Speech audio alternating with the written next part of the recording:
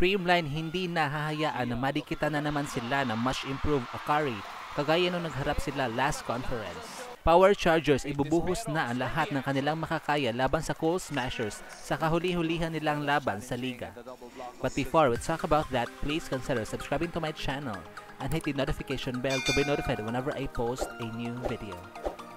For our second game on a Thursday triple header in preliminaries November 30, 2023, we have Creamline Cool Smashers going up against the Akari Power Chargers.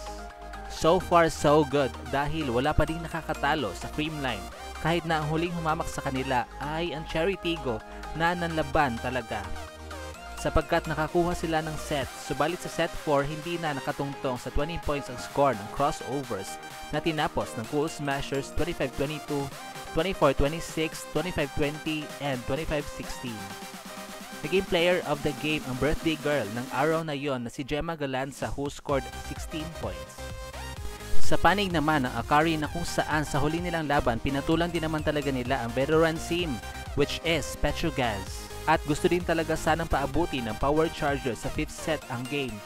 Kaya nagkaroon pa ng malalang extension sa set 4 na umabot sa 30-point mark. Ngunit lumabas ang pagiging magulang sa laro ng Angels kaya napanalo nila ang laban 25-18, 17-25, 25-22, and 32-30. Inanunsyo bilang player of the game for the first time si Marian Buitre at nakapagtala lang naman siya ng 22 big points with 16 attacks, 4 blocks, and 2 aces. Interesting ang salpukan na ito sapagkat nang huli silang naglaban last conference ay umabot ito sa 4 sets at hindi din naman talaga nagkakalayo ang scores lalo na sa sets 2 and 3 na na-extend pa nga. Samantala, inaabangan na panigurado ang pasiklaban ni Gemma Galanza and Faith Nasperos. So, sa magiging labanan mamaya, Creamline pa din ba ang magwawagi? Or Akari na ang makakapagbigay ng unang talo sa defending champs? Kaya naman abangan na lang natin ang exciting matchup nila around 6 PM. At dito na nga po itatapos ang ating video. Thank you so much for watching.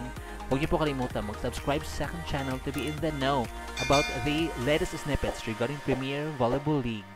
Bye!